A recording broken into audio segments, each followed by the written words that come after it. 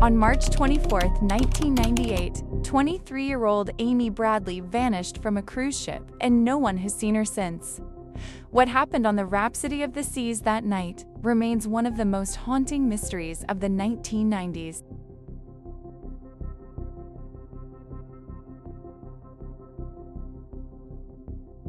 Amy Lynn Bradley was born on May 12, 1974, in Petersburg, Virginia, to Iva and Ronald Bradley, an insurance executive. She grew up with a younger brother, Brad, and spent her childhood in Chesterfield County, Virginia.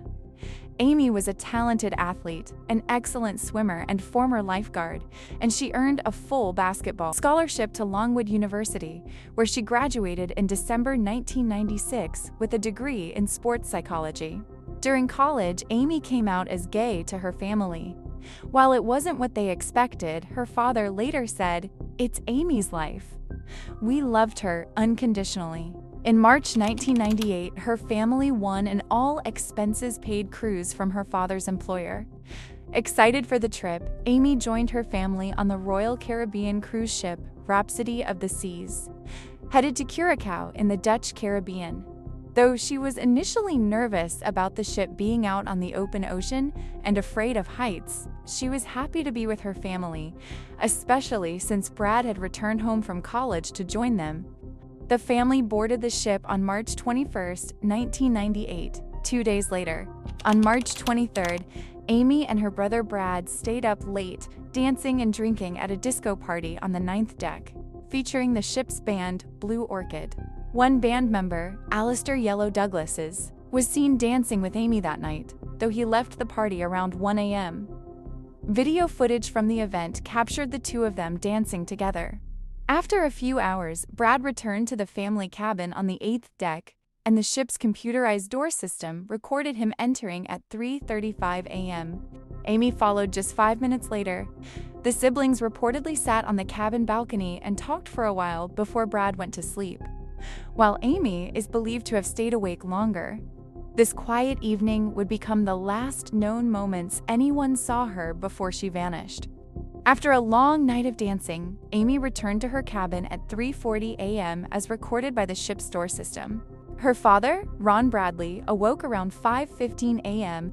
and checked on his children. He saw Amy asleep on a lounge chair on the balcony. When Ron got up again at 6 a.m., Amy was gone, along with her cigarettes and lighter. Alarmed, he searched the common areas of the ship, but she was nowhere to be found. By 6:30 a.m., Ron woke the rest of the family and delivered the shocking news: Amy was missing. We went up and looked around the disco and all the different floors, and you realize it wasn't just an everyday situation. On that morning, 3 witnesses claimed to have seen Amy on the upper deck with Alistair Douglas between 5:30 and 5:45 a.m. They reported that Douglas handed her a drink containing a dark liquid and that the two took the elevator together.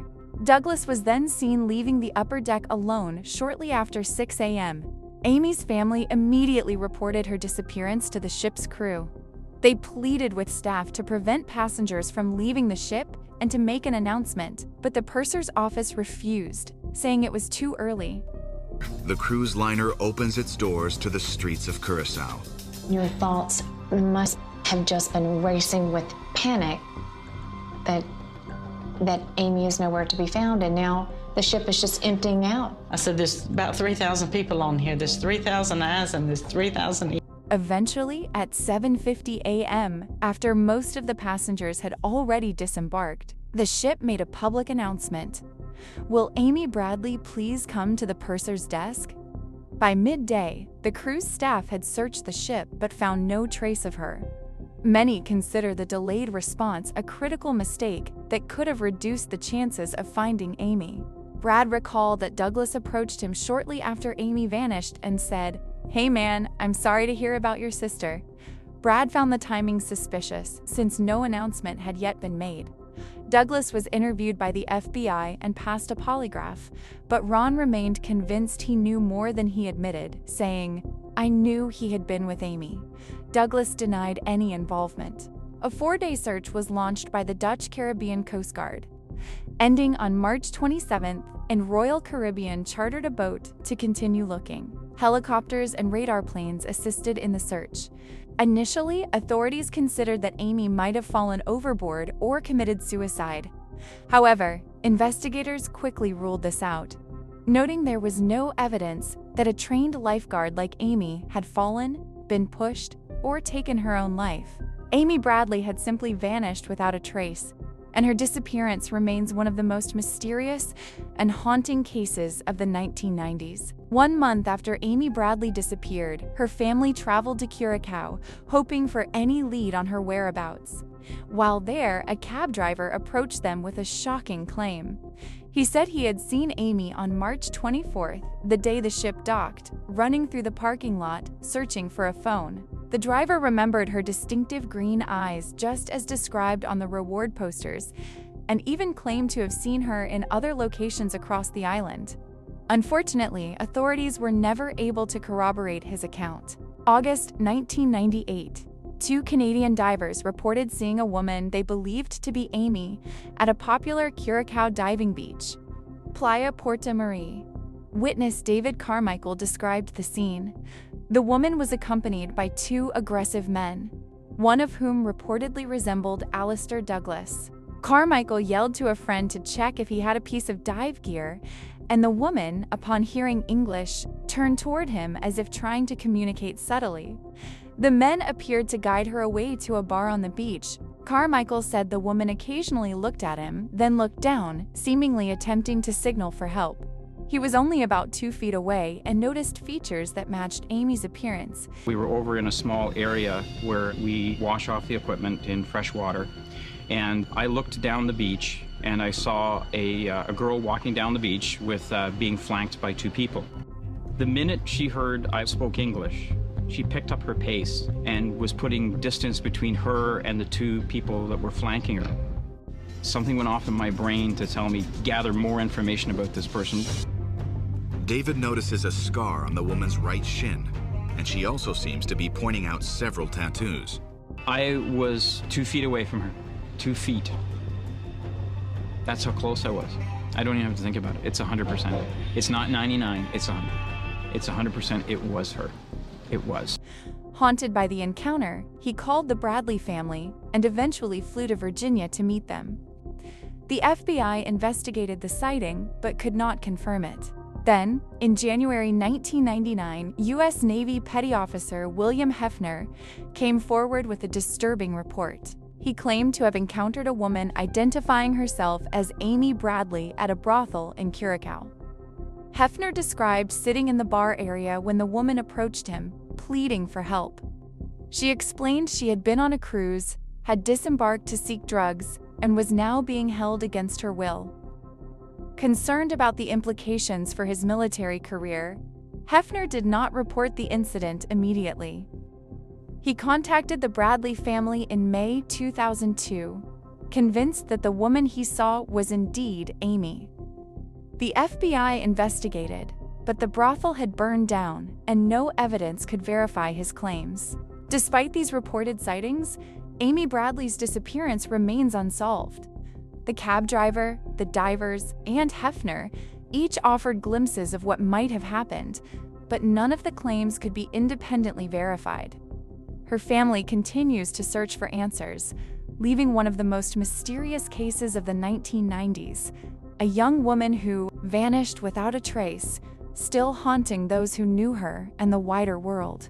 In the fall of 1999, Amy Bradley's parents received an email from a man named Frank Jones. He claimed to be a former U.S. Army Special Forces officer with a team of highly trained soldiers who could rescue Amy. Jones said his team had seen her being held by heavily armed men in Colombia, inside a housing complex surrounded by barbed wire. He even gave detailed descriptions of Amy's tattoos and sang the lullaby her mother used to sing to her. Over the following months, Jones fed the family supposed updates and reports of sightings. He told them a rescue was about to happen, but more funds were needed. Desperate to save their daughter, the Bradleys sent him $210,000. Weeks passed. Nothing happened. The promised rescue never happened. In February 2002, federal prosecutors charged Jones with defrauding the Bradleys and the National Missing Children's Organization. He pleaded guilty to mail fraud in April and was sentenced to 5 years in prison. In April 2003, witnesses in San Francisco reported seeing a woman who matched Amy's description watching a street musician accompanied by 2 men. When the men realized they had been seen, they reportedly seized her and fled the scene. The woman cast a pleading look toward the witnesses as she was taken away. FBI sketches of the men were released, but no arrests were ever made. The trail once again went cold. In March 2005, a woman named Judy Moorer claimed to have seen Amy in a department store restroom in Bridgetown, Barbados. She said Amy was accompanied by 4 men discussing what sounded like an illegal transaction. At one point, the woman asked the men if they could stop and see the children. Moore spoke briefly with her, and Amy softly said her name and that she was from West Virginia. Authorities created composite sketches based on this sighting, but the trail went cold once more. Later that year, Amy's parents appeared on Dr. Phil. During the episode, an image of a scantily clad woman resembling Amy, which had been emailed to the family, the photo suggested she could have been trafficked into sexual slavery. 2 more photographs were later discovered online by a victim tracking organization, showing a distraught woman known as JS. While the FBI could not verify the images, a former agent who compared the photos believed they could be of Amy. In 2010, a human jawbone washed ashore in Aruba. Initially, it was thought to belong to Natia Leal Holloway, but DNA testing ruled that out. No tests were conducted to see if it could have been Amy, though the bone was likely from a Caucasian woman. No body was ever found. 12 years after her disappearance, on March 24, 2010, Amy Bradley was declared legally dead. Vanished without a trace, her fate remains one of the most haunting mysteries of the 1990s. What really happened to Amy Bradley? One of the most widely discussed ideas is that she was kidnapped and sold into the illegal human trafficking industry in the Caribbean. This theory is fueled by the account of U.S. Navy Petty Officer William Hefner, who claimed to have encountered Amy in a brothel in 1999, and by the disturbing photo that was emailed to her family in 2005. Suspicion has also fallen on the ship's band members from the night of her disappearance, particularly bass player Alistair Douglas, whose story to authorities conflicted with what CCTV footage later revealed.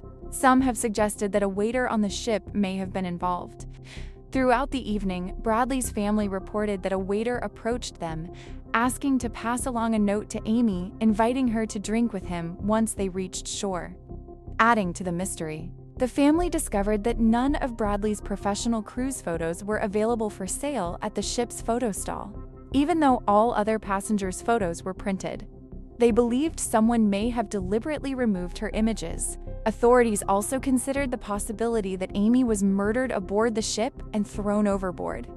The only evidence sometimes cited for this theory is the jawbone that washed ashore in Aruba years later.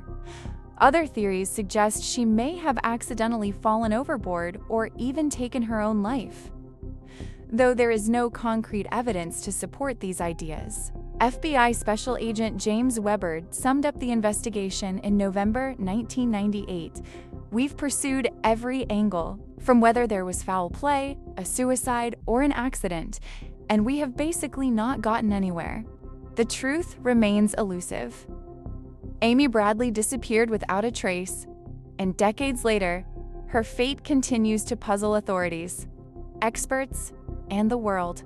The search for Amy Bradley continues even decades after her disappearance. The FBI is currently offering a reward of up to $25,000 for any information that could lead to finding her or to the arrest and conviction of those responsible. Her family has offered even larger rewards, $250,000 for information that could lead to her safe return, and $50,000 for information about her current whereabouts. Amy's story has captured the attention of the public and the media. Despite decades of unanswered questions, the search for Amy Bradley continues. Her story remains one of the most haunting and spurious cases of the 1990s. And though years have passed, her disappearance still sparks questions, theories, and hope. Where is Amy Bradley? Who was responsible for her vanishing? The world may never know, but the hope for answers remains alive as long as people continue to search for the truth. If you want more true crime stories and unsolved mysteries, subscribe and turn on notifications.